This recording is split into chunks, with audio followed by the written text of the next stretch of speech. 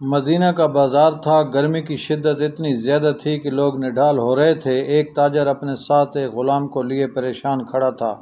غلام جو ابھی بچہ ہی تھا وہ بھی دھوپ میں کھڑا پسینہ پسینہ ہو رہا تھا۔ تاجر کا سارا مال اچھے داموں بک گیا تھا، بس یہ غلام ہی باقی تھا جسے خریدنے میں کوئی بھی دلچسپی نہیں دکھا رہا تھا۔ تاجر سوچ رہا تھا کہ اس غلام کو خرید کر شاید اس نے گھاٹے کا سودا کیا۔ اس نے سوچا تھا کہ اچھا منافع ملے گا، لیکن یہاں تو اصل لاگت ملنا بھی دشوار ہو رہا تھا۔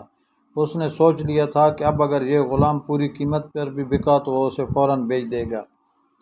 اتنے میں ایک لڑکی اس غلام پر نظر پڑی تو اس نے تاجر سے پوچھا کہ یہ غلام کتنے کا بیچو گے؟ تاجر نے کہا میں نے اتنے میں لیا اور اتنے کا ہی دے دوں گا۔ اس لڑکی نے بچے پر ترس کھاتے ہوئے اسے خرید لیا۔ تاجر نے بھی خدا کا شکر ادا کیا اور واپسی کی راہ لی۔ مکہ سے ابو حذیفہ مدینہ آئے تو انہیں بھی اس لڑکی کا قصہ معلوم ہوا۔ لڑکی کی رحم دلی سے متاثر ہو کر انہوں نے اس کے لیے نکاح کا پیغام بھیجا جو قبول کر لیا گیا۔ یوں واپسی پر وہ لڑکی جس کا نام صبیطہ بنت بار تھا ان کی بیوی بن کر ان کے ہمراہ تھی، اور وہ غلام بھی مالکن کے ساتھ مکہ پہنچ گیا۔ ابو حذیفہ مکہ آ کر اپنے پرانے دوست عثمان بن عفان سے ملے۔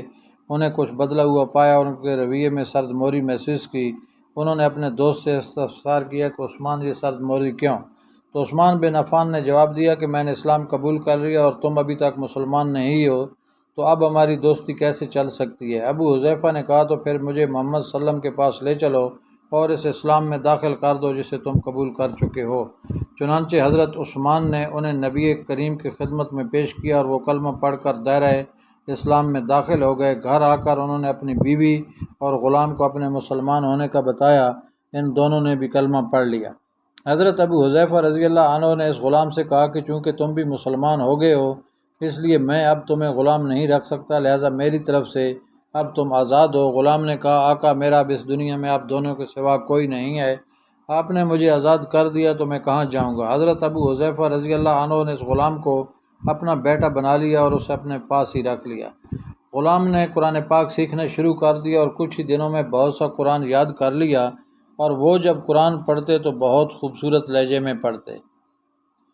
ہجرت کے وقت نبی کریم صلی اللہ علیہ وآلہ وسلم سے پہلے جن صحابہ نے مدینہ کی طرف ہجرت کی ان میں حضرت عمر رضی اللہ عنہ کے ساتھ حضرت ابو حذیفہ رضی اللہ عنہ اور ان کا یہ لےپالک بیٹا بھی تھا۔ مدینہ پہنچ کر جب نماز کے لیے امام مقرر کرنے کا وقت آیا تو اس غلام کی خوبصورت تلاوت اور سب سے زیادہ قرآن حفظ ہونے کی وجہ سے انہیں امام چن لیا گیا، اور ان کی امامت میں حضرت عمر رضی اللہ عنہ جیسے جلیل القدر صحابی بھی نماز ادا کرتے تھے۔ مدینہ کے یہودیوں نے جب انہیں امامت کراتے دیکھا تو حیران ہو گئے کہ یہ وہی غلام ہے جسے کوئی خریدنے کے لیے تیار نہ تھا۔ آج دیکھو کتنی عزت ملی کہ مسلمانوں کا امام بنا ہوا ہے۔ اللہ پاک نے انہیں اس قدر سریلی آواز دی کہ جب آیت قرآنی تلاوت فرماتے تو لوگوں پر ایک مہویت طاری ہو جاتی اور راہگیر ٹھٹک کر سننے لگتے۔ ایک دفعہ ام المومنین حضرت عائشہ رضی اللہ عنہا کو رسول اللہ صلی اللہ علیہ وآلہ وسلم کے پاس حاضر ہونے میں دیر ہوئی۔ آپ صلی اللہ علیہ وآلہ وسلم نے توقف کی وجہ پوچھی تو بولیں ایک قاری تلاوت کر رہا تھا، اس کے سننے میں دیر ہو گئی، اور خوشحالانی کی اس قدر تعریف کی کہ حضرت خود چادر سنبھالے ہوئے باہر تشریف لے آئے۔ دیکھا تو وہ بیٹھے تلاوت کر رہے تھے۔ آپ صلی اللہ علیہ وسلم نے خوش ہو کر فرمایا اللہ پاک کا شکر ہے کہ اس نے تمہارے جیسے شخص کو میری امت میں بنایا۔